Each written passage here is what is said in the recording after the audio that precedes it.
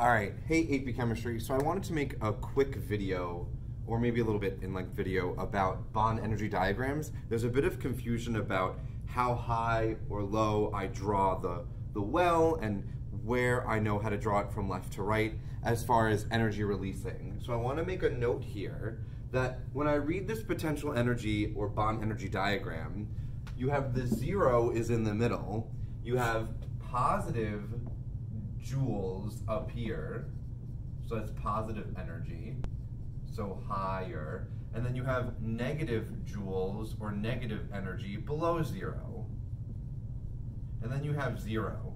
And just to make a note, this graph never really touches zero the further and further away we go, but it does stay and approach zero. It does stay and approaches zero. So anyways, so there's a couple of things to keep in mind, and let's say I have hydrogen here. Let's just say I told you that this is the hydrogen-hydrogen bond length, okay? Hydrogen will look something like this, like H2, okay? And I'll shade them in, okay? Now, keep a note that the middle of the well, this, as I go up to the x-axis, this is gonna tell me my average bond length. So average bond length. And again, it's an average bond length because molecules are always moving. That like this bond length could be somewhere mostly over here, but probability you'll find it at this distance. So this is the average bond length between the two hydrogens. And then on the y-axis is the energy associated with that bond length. So I'm gonna try and have it over next to it, but this is the energy of the bond. Right? And notice how it's negative. That means if two hydrogens come together, H plus H, and I get H2, energy is released. Right? If I have two hydrogens come together and bond, I'll get H2, which is this thing, and energy is going to be released. It's exothermic. Exothermic. Okay? Now, if I wanted to go backwards, if I wanted to break this bond, I would have to use this energy to separate the two atoms. So this is the amount of energy it would take to break an H2 bond. Or this is the amount of energy that's released. So there's two ways of talking about this. This is the amount of energy released,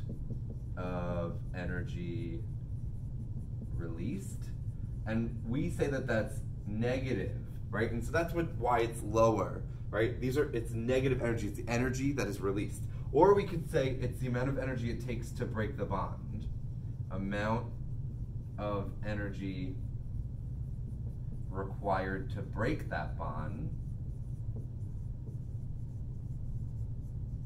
And this is not on the potential diagram. This is not on the diagram. This is a direction. This has to be told to you. This is the bond energy of H2. So I could use the same number. So I think it was something like 432. Let's say it's 432 kilojoules per mole. There are two ways that I could use or say that 432 kilojoules per mole.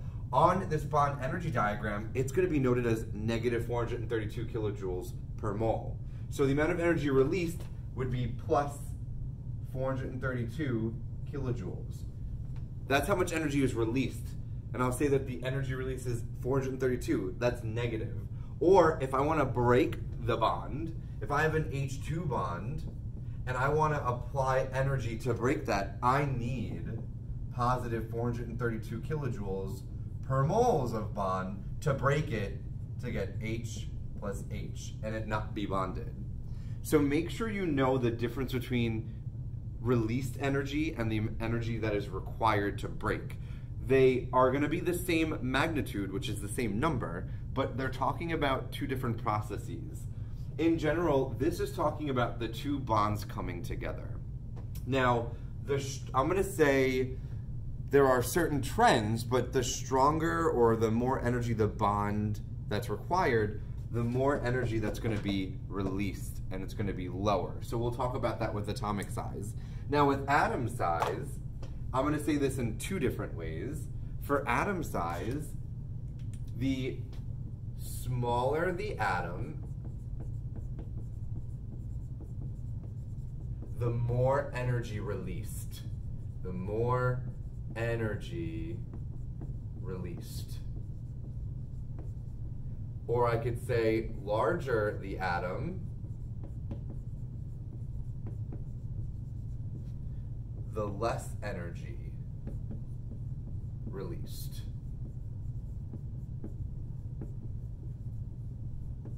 Now what does this mean? And I'll write this in a different color. For the smaller the atom and the more energy released, I'm going to move it to the left and down. So if I had a smaller atom than H2, which I don't, I would draw it to the left and down. Larger the atom, the less energy released. I'm going to move it to the right and up. Okay? So let me erase this as H2. Let me say this is X2. Okay, I'm not going to say this is H2 anymore. Let's say this is X2. And I'm saying it's some atom that's bonded to itself. And I know that I have I'm going to say if I have F2, let me try and plot F2. If I wanted to plot F2, I'm going to say that I know I'm telling you that F2 is smaller and more energy is going to be released. Well, if I want to draw it with respect to this X2, I have to draw it to the left and more down. So I'm going to find a point. I'm going to go over to the left and then down.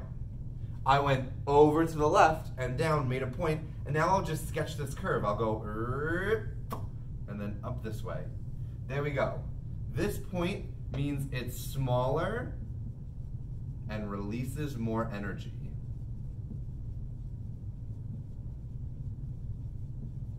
Okay? If it's further down, more energy is released. It takes more energy to break the bonds, but more energy is released. If it's smaller, look at the internuclear distance, left to right. Internuclear distance increases as you go to the right. It decreases as you go to the left. So it's smaller, more to the left. What if I had a larger atom? If I had a larger atom, and I'll do this in green, if I want a larger atom, with respect to X2, I'm going to go to the right, and up. So it doesn't matter, it's estimation, just like on your quiz. I'm going to go to the right, and then up. And now I can continue to make like my fake curve, right? Whatever I want it to be. There you go. Okay? Just an approximation. So now this is telling me that this is larger in size because it's more to the right, and it releases less energy. Releases less energy. And later on, you're going to see that the amount of energy required, if it releases less energy, it's not going to take that much energy to break.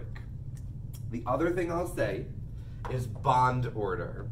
So for bond order has to do with single, double, or triple bonds. And we're going to draw more of them soon.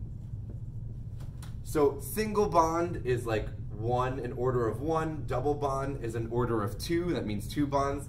Triple bond is an order of 3. That means 3 bonds. The larger the order of bonds, meaning triple bonds, the larger the order of bonds, the more energy released. And it's probably going to be smaller in bond length. Not always, but typically if you have a triple bond, it's going to be smaller. Smaller in bond length. So for this type of thing, if I have larger the order of bonds, so more bonds, it's going to be larger of a release of energy. Single bond, it's going to be less of a release of energy. And I'll make a note. Single bond, less energy released. Okay? And so because of that, let's say I wanted to sketch on this curve, right? I'm going to compare it to X2. Let's say I have a compound Y2. I want to sketch Y2 that has a triple bond. Now, ignoring the blue and green, I'm just comparing it to X2. The only thing I know compared to X2, if I knew specifics, I know that Y2 since it's a triple bond, it's going to release more energy. So I have to go more down. Down more. Right? So I'm going to write that in blue so you know. If I want to sketch a triple bond or something with more bonds, I'm going to go down more. So I'm going to sketch that on here. If I want to draw a triple bond, I'm going to go down with respect to x2. So down is going to be, I have to erase some things. Okay, I'll erase this. With respect to x2 right here, I'll say, let's say here's x2, I got to go down. And depending on the size of the atom, just by placement, I'll say it might be somewhere over here. I'm just estimating. The important thing is that it's going to release more energy. So I could begin sketching the rest of my curve like this. Okay? And done. This means releasing more energy.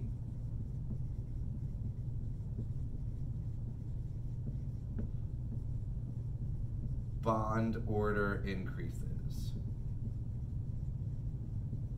Okay? And I'll make sure that we know that this x-axis is internuclear distance. So, internuclear distance. Okay? So, in conclusion, there are going to be two things that we could recognize that could shift, or I could sketch my potential energy or bond energy diagrams. If the atom is larger, I have to draw it more to the right. If my atom is smaller, I'm going to have to draw it more to the left because it's smaller. As far as energy, the smaller the atoms, the more energy that's going to be released, so I draw it down. The larger the atoms, the less energy that's going to be released, and so I draw it more up. And then with single, double, or triple, I'm just comparing this red to the x2, which is black. I'm just comparing red to the black. If I knew I had a triple bond and I did not know how big x2 was, I know at the very least I can draw the triple bond down lower. It's going to release more energy. And so that's why in this red one, I drew it a lot lower. And depending on how big or where you'd find the element on the periodic table, I could draw it more to the left or the right. Okay, so this was a detailed recap of sketching or talking about bond energy diagrams. In general, let's focus on energy being released. And my definitions here, just like in your notes, talk about energy being released. But again, positive energies is the energy required to break it. Or release energy is when I make a bond. When you make a bond, energy is released. When you break a bond, I need energy. Energy is positive. So this breaking of bonds is not shown on this diagram. So focus on who's going to release more energy. And so using these trends are going to help you. If you have any other questions or concerns, let me know. Check the quick checks again, and make sure you go over your quizzes that are related to this so you know how to do a question like this in the future.